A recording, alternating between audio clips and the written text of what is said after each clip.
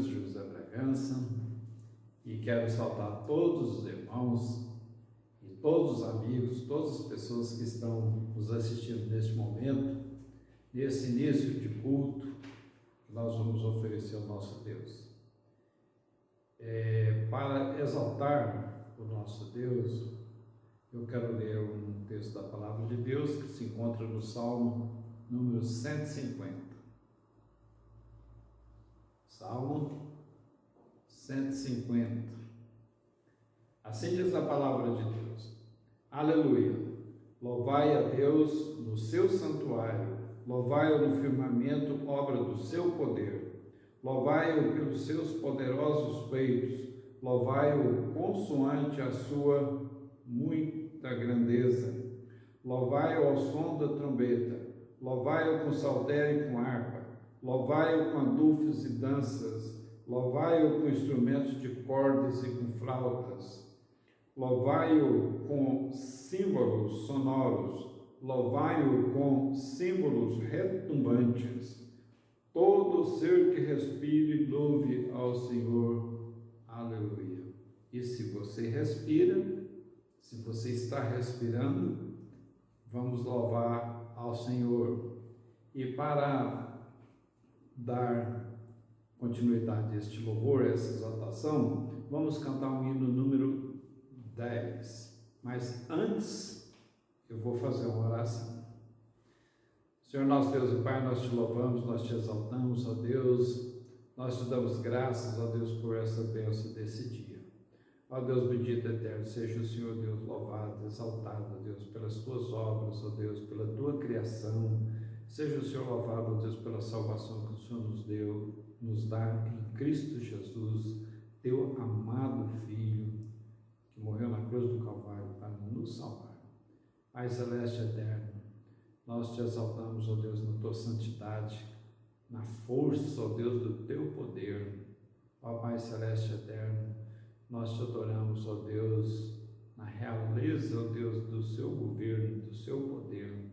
Ó Deus bendito e eterno, te pedimos, ó Deus, que perdoe os nossos pecados, que o Senhor nos socorra, ó Deus.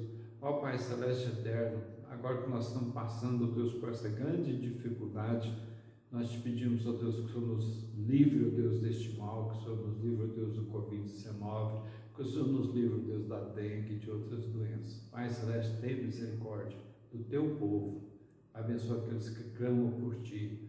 Ó Deus, abençoa aqueles que te amam e que te adoram e que têm prazer na tua palavra e que têm prazer em estar na tua presença. Louvado seja o Senhor, em nome de Jesus Cristo. Amém, Senhor. Agora sim, agora vamos cantar o hino número 10. Vamos.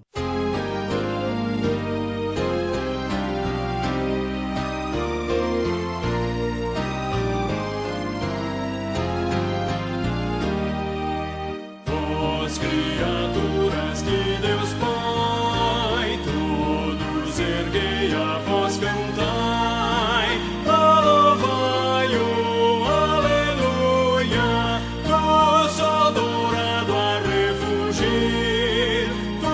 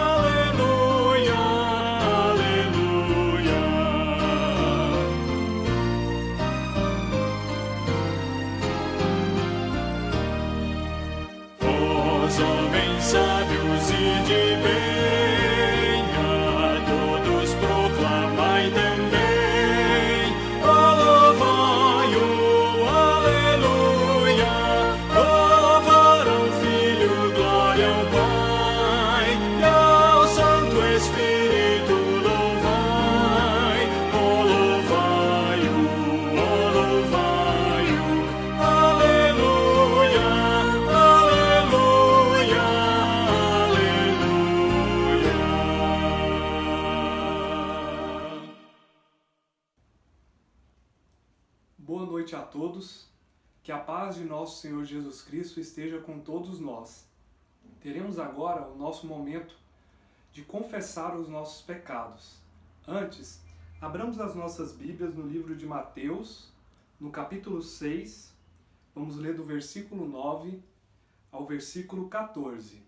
Mateus, capítulo 6, versículos de 9 a 14. Portanto, vós orareis assim: Pai nosso que estás nos céus, santificado seja o teu nome. Venha o teu reino, faça-se a tua vontade, assim na terra como no céu.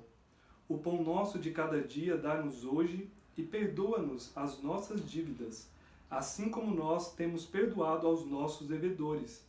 E não nos deixes cair em tentação, mas livra-nos do mal, pois teu é o reino, o poder e a glória para sempre. Amém. Porque se perdoardes aos homens as suas ofensas, também vosso Pai Celeste vos perdoará. Que possamos neste momento abaixar as nossas cabeças e orar ao nosso Deus pedindo perdão pelos nossos pecados. Teremos agora 1 minuto de oração silenciosa e em seguida estarei fazendo uma oração. Oremos ao nosso Deus.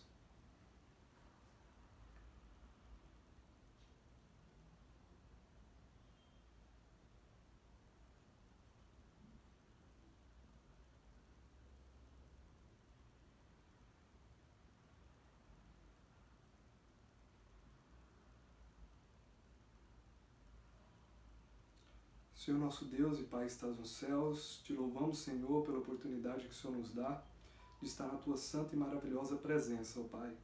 Pedimos neste momento, ó Pai, que o Senhor perdoe os nossos pecados, que o Senhor perdoe as nossas falhas, que o Senhor nos ajude, ó Pai, a viver uma vida que te agrada, uma vida que te louva, ó Pai, que o nosso intento, ó Pai, seja cada dia de estar, ó Pai, te buscando e santificando as nossas vidas, ó Pai, por meio da oração, por meio da leitura da Tua Palavra, ó Pai. Que o Senhor, em Tua misericórdia, Pai, perdoa-nos e nos ajude, ó Pai, a cada dia mais viver uma vida que Te louva e que Te engrandece, ó Pai. É o que eu oro e agradeço em nome de Jesus. Amém, Senhor. Amém. Convido os irmãos a cantarem um hino de número 32, O Deus Fiel.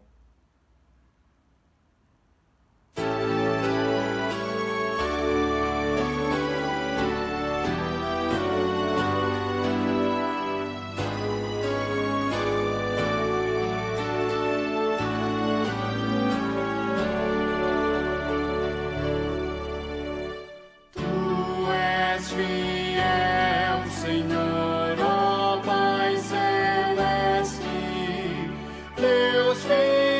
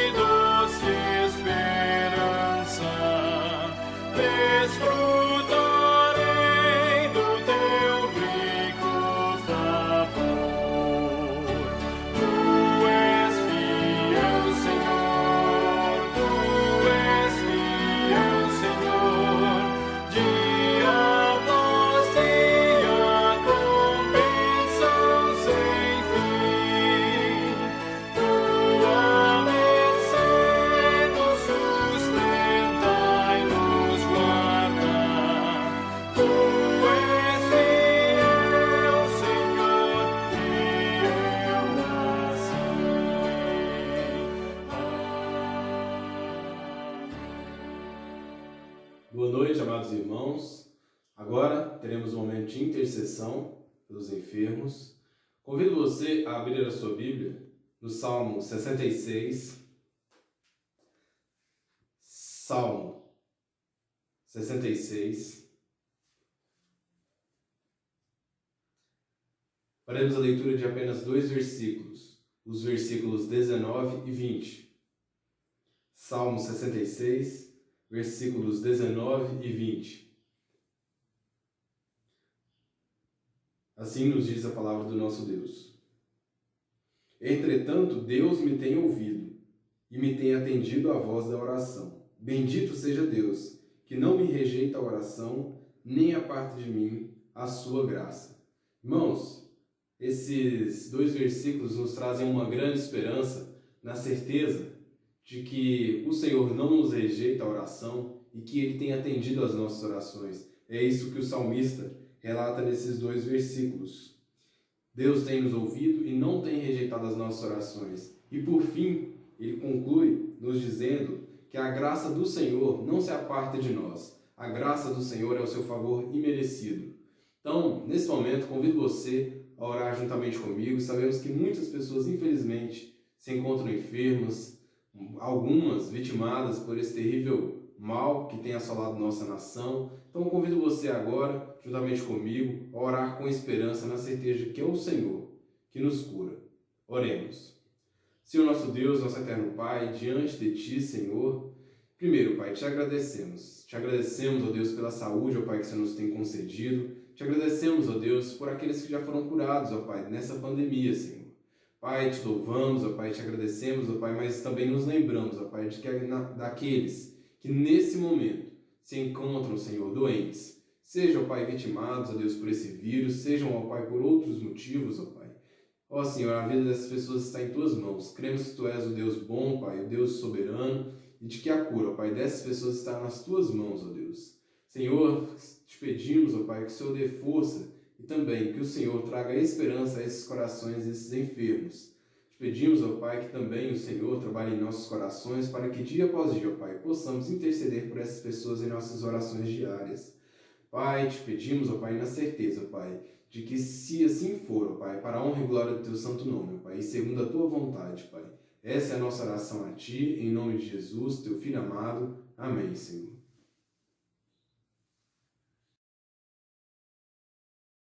Grandes são as Tuas obras, Senhor Todo-Poderoso. Justos e verdadeiros são os Teus caminhos.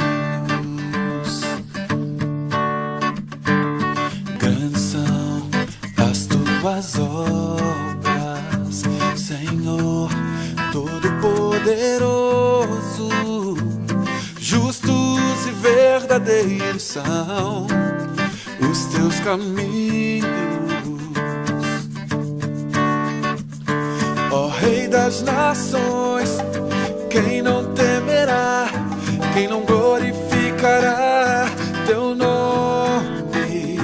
Ó Rei das nações, quem não Te louvará, pois só Teu nome é santo. Ó Rei das nações, quem não temerá, quem não glorificará Teu nome? Ó Rei das nações, quem não Te louvará, pois só Teu nome é santo. Todas as nações virão e adorarão diante de Ti, pois os Teus atos de justiça se fizeram manifestos. Oh, oh, oh, oh.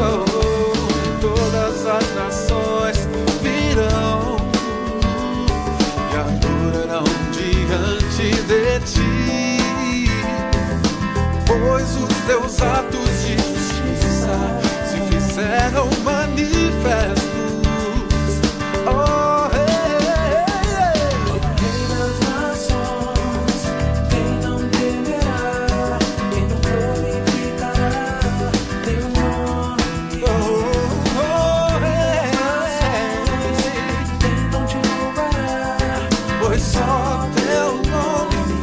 santo.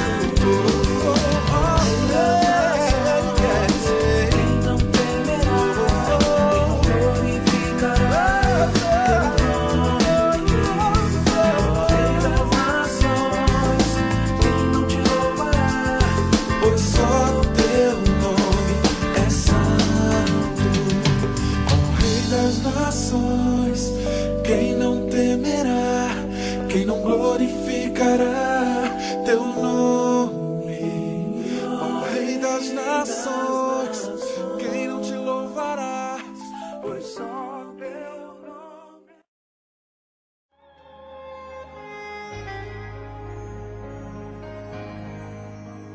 Eu preciso aprender um pouco aqui, preciso aprender um pouco ali. Eu preciso aprender mais de Deus, porque Ele é quem cuida de mim. Se uma porta se fecha aqui, outras portas se abrem ali. Eu preciso aprender mais de Deus, porque Ele é quem cuida de mim. Deus cuida de mim. Deus cuida de mim. Na sombra das suas asas, Deus cuida de mim. Eu amo a sua casa e não ando sozinho, não estou sozinho, pois é. Deus cuida de mim. Deus cuida de mim. Na sombra das suas asas, Deus cuida de mim. Eu amo a sua casa e não ando sozinho, não estou sozinho, pois é. Deus cuida de mim. Se na vida não tenho direção e preciso tomar decisão, eu sei que existe alguém que me ama. Ele quer me dar a mão. Se uma porta se fecha aqui, outras portas se abrem ali. Eu preciso aprender mais de Deus, porque Ele é quem cuida de mim. Deus cuida de mim. Oh, oh, oh. Deus cuida de mim. Na sombra das suas asas, Deus cuida de mim. Eu amo a sua casa e não ando sozinho, não estou sozinho, pois é. Eu sei, Deus cuida de mim. Deus cuida de mim. Na sombra das suas asas, Deus cuida de mim.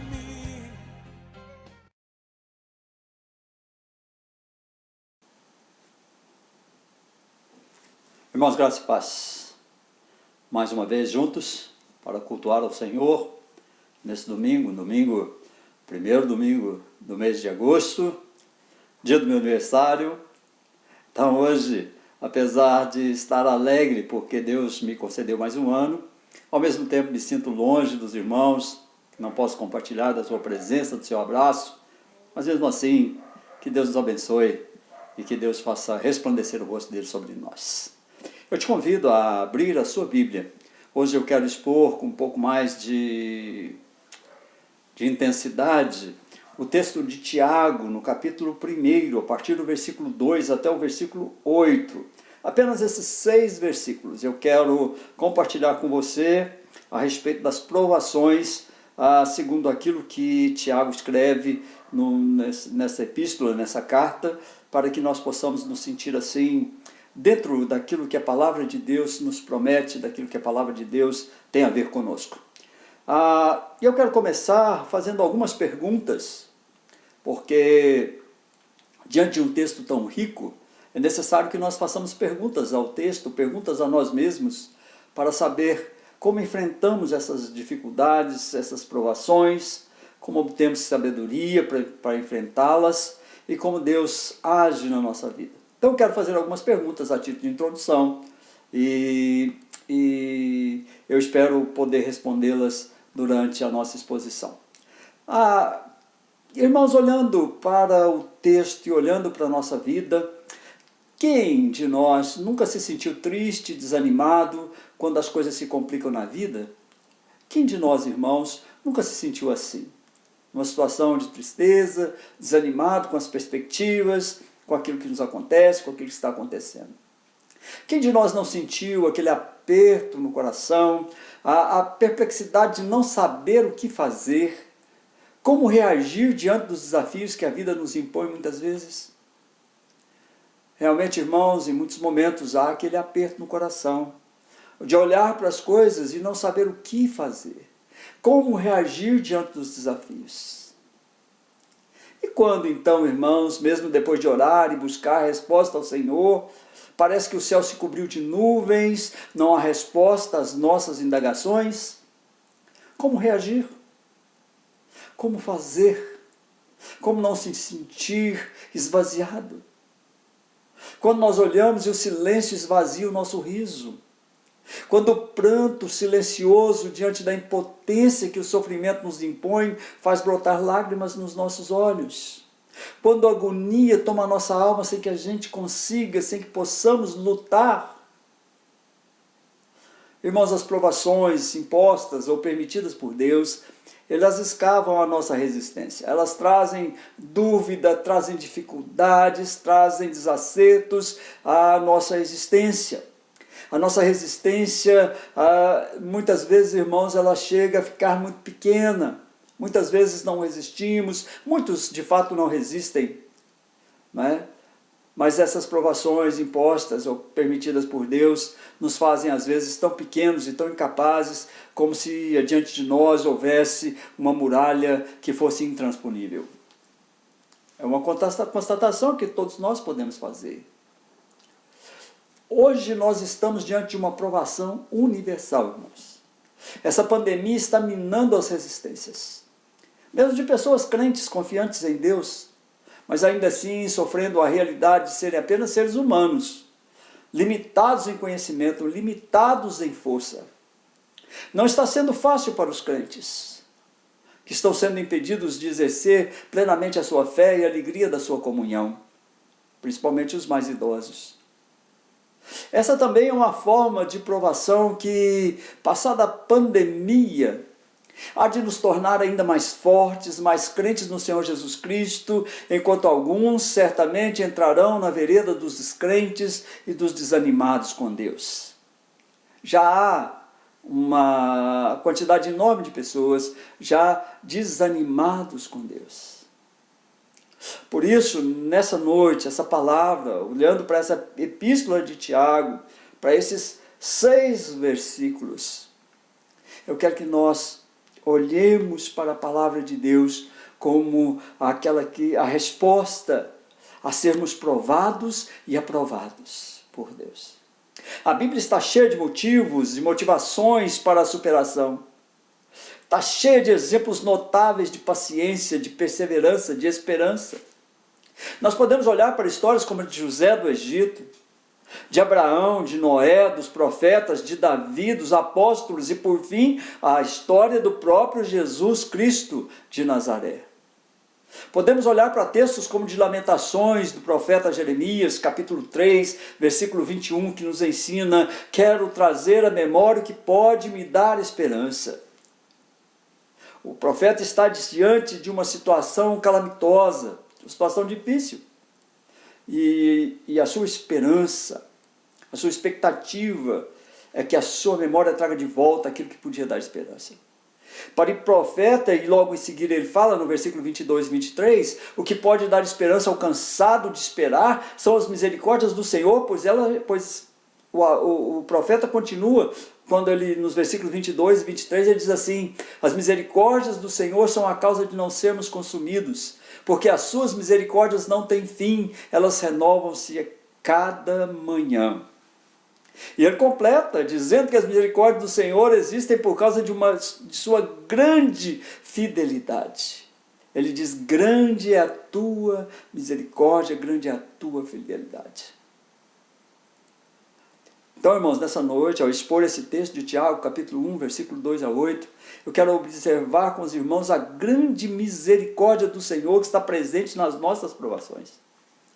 Essa grande misericórdia do Senhor que, ao nos provar, renova todas as suas bênçãos e os seus cuidados sobre cada um de nós. Eu quero falar sobre crentes provados e aprovados. Esse é o tema da minha pregação nessa noite. Provados e aprovados. É preciso, irmãos, que nós encontremos alento em meio à tribulação da nossa existência. Que a fé despertada em nosso coração seja capaz de nos fazer suportar os desafios que já estão acontecendo e que ainda podem acontecer. Bem verdade que existem verdades que desafiam a nossa coragem, a nossa fé, a nossa confiança em Deus, na soberania do nosso Senhor, na conservação de tudo que somos, de tudo que temos.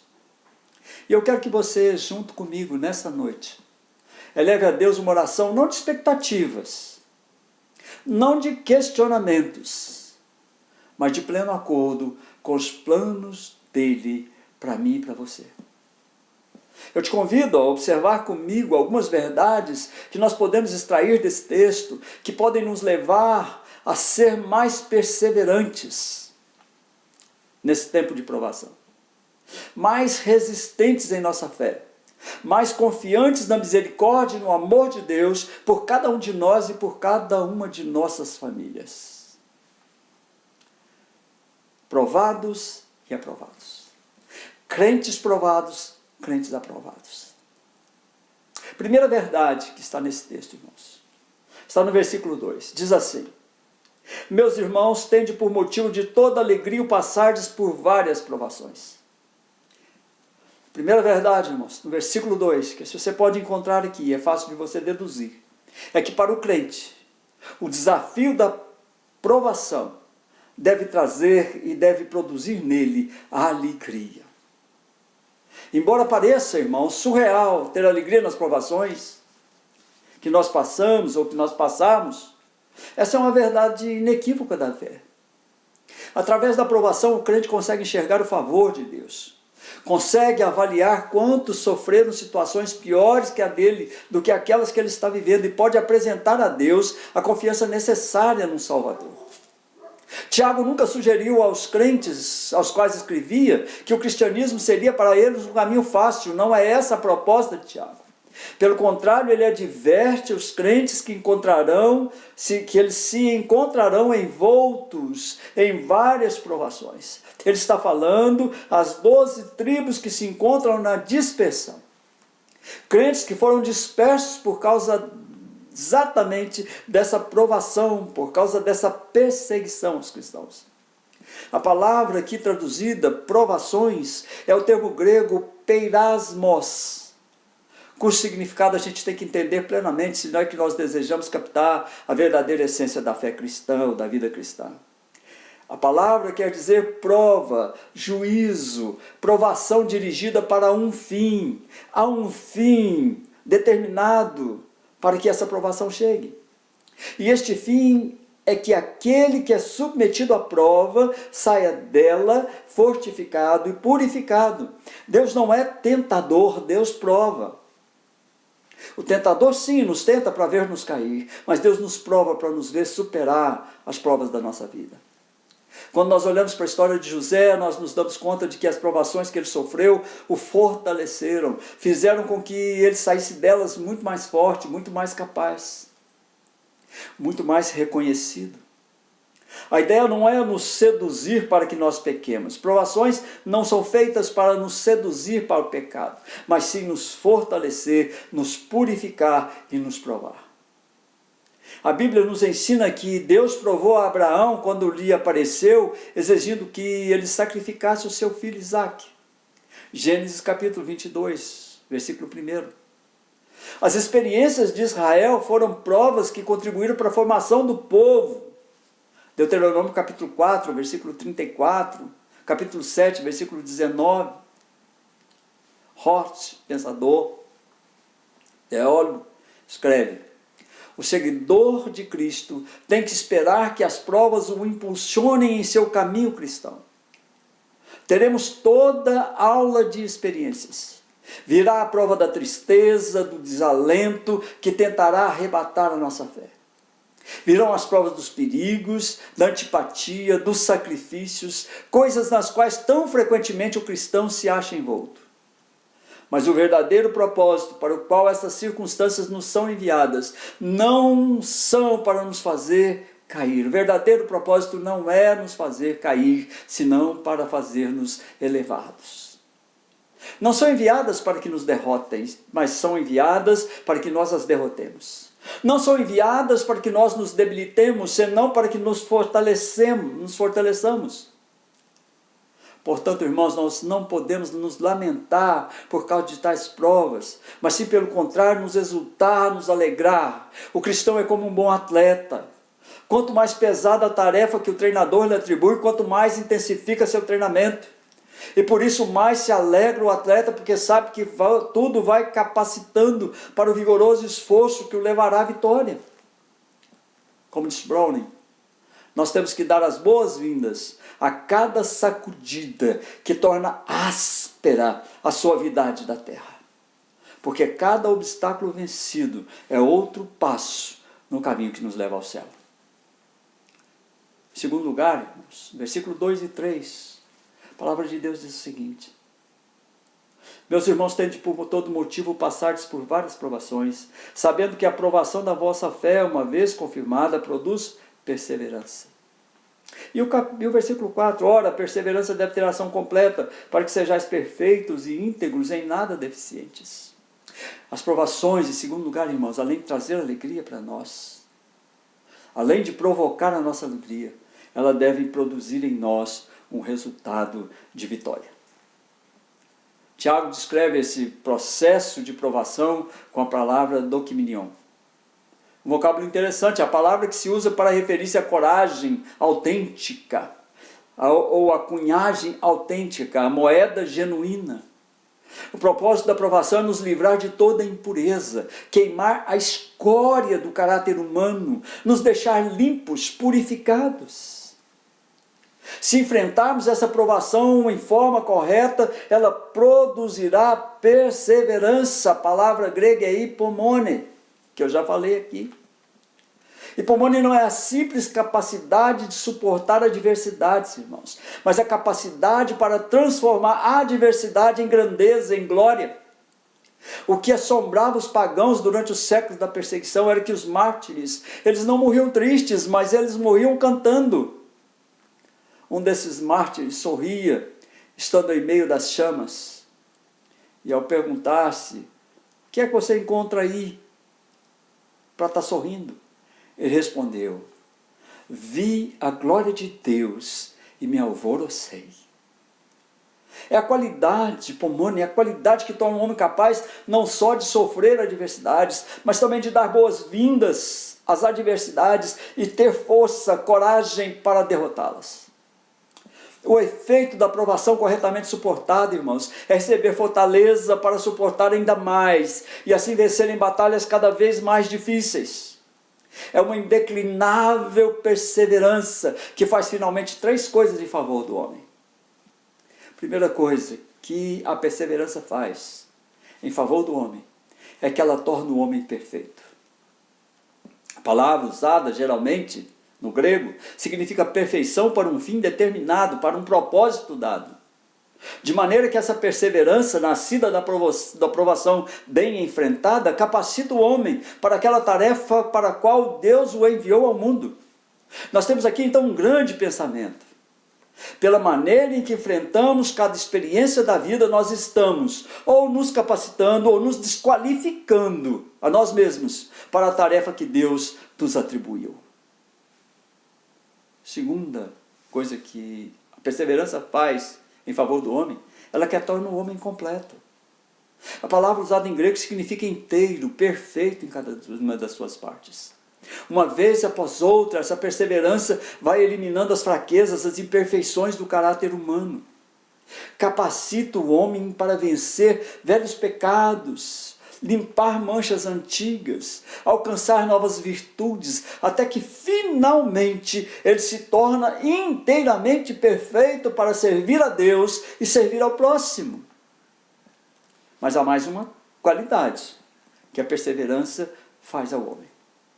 Ela faz com que o cristão não seja deficiente em nada. E agora a palavra usada se refere à derrota de um exército, ao abandono de uma luta ou ao fracasso em alcançar o ideal que devia ser alcançado. Se o homem enfrentar sua prova de forma correta, se dia a dia vai desenvolvendo essa perseverança, então também dia a dia viverá mais vitoriosamente e também dia a dia irá se aproximando do ideal que lhe foi designado por Jesus Cristo. Mas em terceiro lugar, último, versículos 5 a 8, diz o seguinte: se porém algum de vós necessita de sabedoria, peça a Deus que a todos dá liberalmente, nada lhes impropera e ser-lhe-á concedida. Peça, porém, com fé e nada duvidando, pois o que duvida é semelhante à onda do mar, impelida e agitada pelo vento. Não suponha esse homem que alcançará do Senhor alguma coisa. Homem de ânimo dobre, inconstante em todos os seus caminhos. Irmãos, as provações devem nos dar alegria para recebê-las e vencê-las.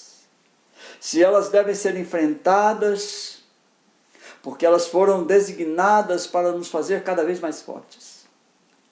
Então, para viver feliz nas provações, em terceiro lugar, para obter vitória nas provações, irmãos, é preciso receber de Deus a sabedoria. Eu não sei se alguns dos irmãos já tiveram a oportunidade de observar os comentários que são inevitáveis quando alguém passa pelas provações com um sorriso no rosto e uma paz no coração que desafia a nossa humanidade. Aquele irmão, você olha para ele, você sabe dos desafios que ele está enfrentando, as lutas na sua vida, na sua família, na sua saúde, na sua vida financeira, na sua vida de forma completa. Ele está enfrentando dificuldades, mas ele está com um sorriso no rosto e o seu coração demonstra uma paz que desafia a nossa capacidade de compreensão.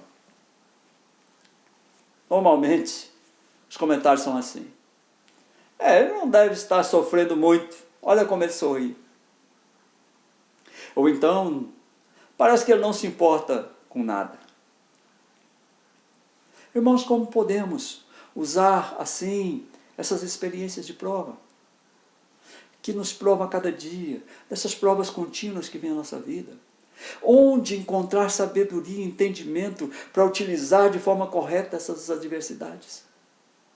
A resposta de Tiago é que se alguém sentir que não tem sabedoria para usar acertadamente as experiências da vida, e não há nenhum homem que por si mesmo possua essa sabedoria, que esse homem peça a Deus. Nem eu nem você temos essa sabedoria, mas nós precisamos pedi-la a Deus.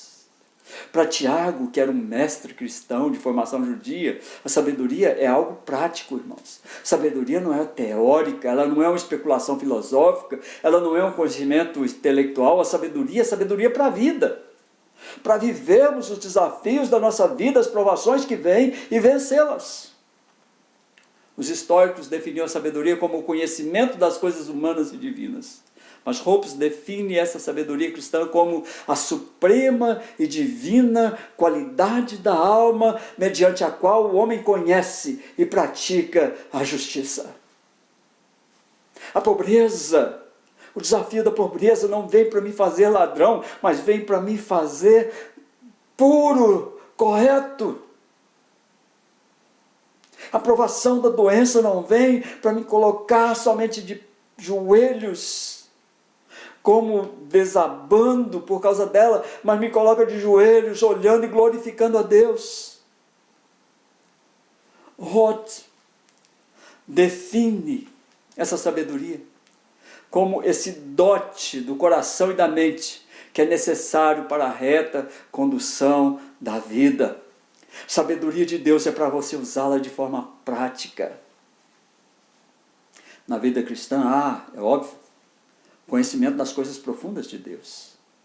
Naturalmente, a busca, a mente, né, a meta da mente inquisitiva do homem. O homem busca entender. Mas além de tudo isso, a sabedoria cristã é essencialmente prática, meu irmão. É o conhecimento transformado em ação em todas as decisões, em todas as relações pessoais, interpessoais da vida cotidiana. Sabedoria que vem de Deus é o conhecimento transformado em ação em todas as decisões da vida, em todas as relações interpessoais da vida cristã, dessa vida do dia a dia. Quando o homem pede a Deus sabedoria, ele tem que lembrar de pelo menos duas coisas. Primeiro, ele tem que lembrar como Deus dá a sabedoria. Como é que Deus dá sabedoria? Tiago explica claramente, peça a Deus, porque Deus dá generosamente. Deus nunca lança no rosto de alguém essa dádiva. Ele dá a dádiva de forma liberal. Deus dá sabedoria, sem cobrar de ninguém coisa alguma. Irmãos, uma classe de doador que só dá com vista a obter mais do que aquilo que deu. Aquele que dá somente para alimentar sua própria vaidade, seu sentido de poder, colocando ao que recebe uma obrigação que esse nunca poderá esquecer. Que dá, mas que continuamente cobra a sua dádiva. Mas contrariamente a isso, Deus dá com generosidade. Filemão, o poeta grego, chamou a Deus de o amante das dádivas, porque Deus é amor, porque Deus dá com amor. Não no sentido de Deus ser amante das dádivas para querer recebê-las, mas no sentido de outorgá-las a nós. Se nós temos que lembrar como Deus dá essa sabedoria, nós precisamos nos lembrar também como é que a gente pede, como é que deve pedir aquele que está pedindo a Deus sabedoria. Também Tiago fala claramente, quem pede tem que fazê-lo sem dúvida de nenhuma espécie. Tem que estar seguro tanto do poder como do desejo de Deus em doar essa sabedoria. Quem pede e não sabe como pede, é uma cortiça arrastada pelas águas, às vezes está perto da costa, às vezes está lá mar adentro. Está o homem instável no seu proceder. Roth sugere que o quadro de um homem que pede, um homem de ânimo dobre, inconstante em todos os seus caminhos, é o de um ébrio, que cambaleia de um lado ao outro do caminho, não chega a lugar nenhum. Tiago usa uma palavra para descrever tal pessoa. Ele diz que literalmente significa um homem com duas almas, ou com duas mentes dentro dele. Uma mente crê, a outra duvida. E assim o homem anda como numa guerra civil, na qual a confiança e a desconfiança de Deus vivem numa contínua batalha uma contra a outra. Um dia ele confia em Deus, no outro dia ele desconfia de Deus. Por isso nós precisamos pedir sabedoria a Deus. E quando a pedimos, temos que relembrar ou lembrar a absoluta generosidade de Deus, ter a certeza de estar pedindo na crença de que receberemos aquilo que Deus sabe que é bom e justo para que nós tenhamos. Deus não vai nos dar algo que não seja bom, que não seja justo para que nós tenhamos. Eu quero, irmãos, começar agora a concluir essa minha palavra. Falando sobre provações, eu quero concluir olhando para esse texto, entender o seguinte: as provações não nos são impostas para nos levar a um estado de derrota ou de desânimo, mas de coragem, de perseverança e de vitória. Você não recebeu provação, irmão, para que você desabe. Deus quer te ver de joelhos, sim, mas com os olhos fitos no céu, olhando para o Senhor Jesus, autor e consumador da sua fé. aquele que sustenta todas as coisas pela força e pelo poder da sua palavra, para que você receba de Deus cada dia mais ânimo, mais coragem, mais perseverança para chegar à vitória. Provação não foi imposta para te levar à derrota ou ao desânimo. Se você está desanimado com as provações da sua vida, é necessário que você olhe para Jesus. As provações que foram dadas a Ele foram para que Ele vencesse a morte em nosso favor. Outra coisa que nós podemos olhar é que as provações devem ser olhadas com alegria e confiança, não com tristeza, mas com otimismo e certeza da assistência do Eterno em todas as lutas. Jesus nunca vai nos deixar passar por provações sem que Ele esteja junto conosco, sem que Ele nos ajude dia após dia, sem que Ele lute conosco cada luta da nossa vida, da nossa existência. O Eterno está conosco, Ele é o nosso pastor, Ele é o socorro bem presente na tribulação. O Senhor vê o nosso sofrimento e o Senhor ama olhar para nós e ver a coragem estampada no nosso rosto. Um rosto e um coração que dizem: o Senhor da história está do meu lado, o Senhor vive, o Senhor fará por mim muito mais do que aquilo que eu mereço. Irmãos, as provações devem moldar o nosso caráter, devem nos fazer mais humildes, mais cordatos, mais corretos, mais compassivos, mais perfeitos na nossa adoração a Deus. Quanto mais pandemia, quanto mais sofrimento, quanto mais morte existir, irmãos, mais devemos ser perfeitos na nossa adoração a esse Deus que cuida dos mínimos detalhes da nossa vida. As provações, olhando para o texto, por fim, irmãos, devem produzir sabedoria em nós. A verdadeira sabedoria do Eterno, que nos faz perseverar, melhorar a cada dia, ficando sempre cada vez mais parecidos com o nosso Senhor e Salvador Jesus Cristo. É isso que as provações devem fazer conosco. Olhe para o tempo, olhe para o espaço, olhe para o céu, olhe para a história, olhe para a palavra de Deus e você vai encontrar aquilo que pode dar esperança ao seu coração. As provações foram feitas para dar esperança ao seu coração, porque maior é o que está conosco do que aquele que está no mundo. Eu quero aplicar a palavra de Deus ao teor desse texto, para mim e para a sua vida. Primeira aplicação para a sua vida, irmão. Olhe para as provas que você já suportou.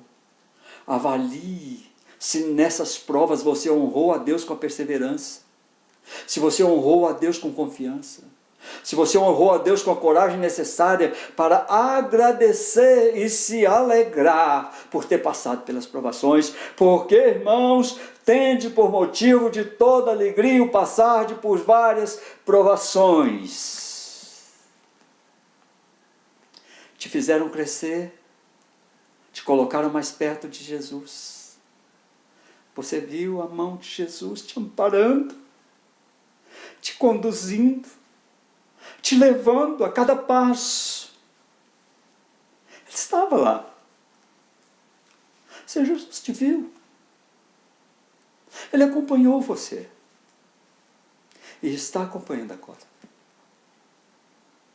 Segunda aplicação, irmão. Veja se as provações que você suportou ou está suportando têm possibilidades de te trazer o conforto, entendendo ter nelas um ensino de Deus, útil e necessário à conformação do seu caráter, a uma vida que Deus deseja que você tenha. Deus prova o crente, irmãos. E a prova que Deus faz de nós deve mudar o nosso caráter. Deve nos fazer deixar de mesquinharia, de tanta coisa pequena que nós nos apegamos. Precisamos crescer, irmãos. Precisamos ser homens que olham para a provação que Deus nos dá. Nos alegramos nela e diz: Deus, o Senhor está formando em mim um caráter de um homem vencedor, de uma mulher vencedora. Terceira e última aplicação, irmãos. Já estou terminando. Peça sabedoria a Deus para avaliar as suas provações. Avalie o seu caráter, a sua capacidade de submissão aos desígnios eternos de Deus.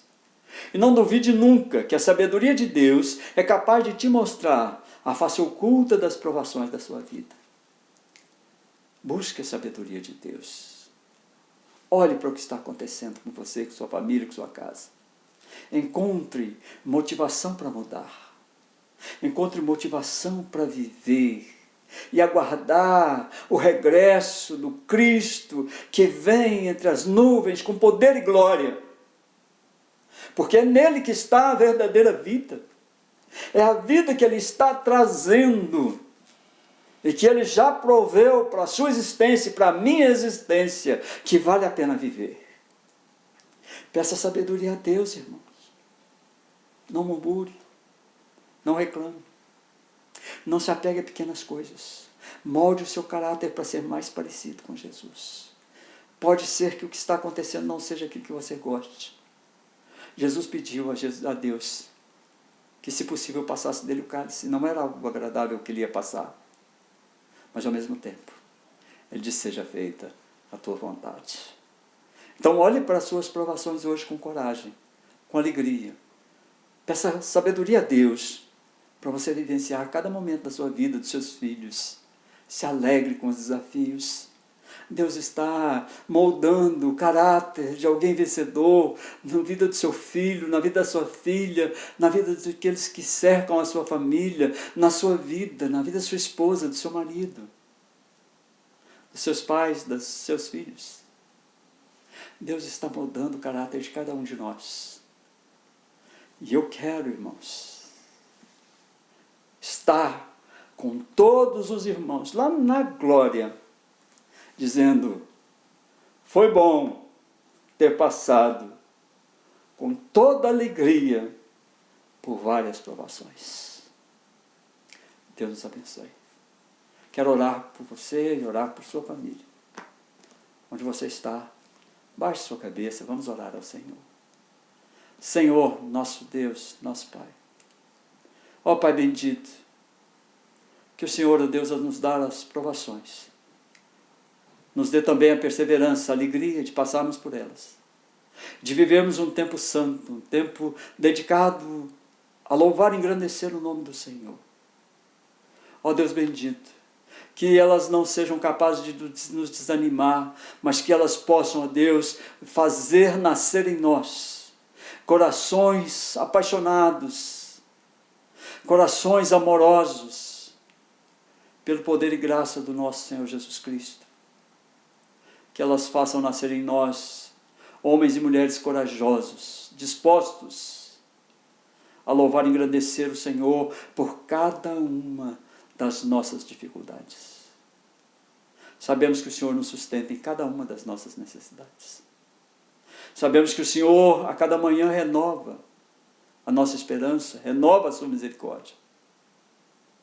Por isso, ó Deus, em nome do Senhor Jesus Cristo, venha abençoar cada um dos meus irmãos agora, em cada lugar onde estão, trazendo para eles, ó Deus, o peso eterno da glória de Cristo Jesus. Que nós possamos nos alegrar e viver intensamente, com alegria no coração, sem ansiedade, esse tempo de prova. E saiamos delas, de todas as provas, com o nosso coração fortalecido e agradecido ao Senhor da nossa história. Te agradecemos em nome de Jesus.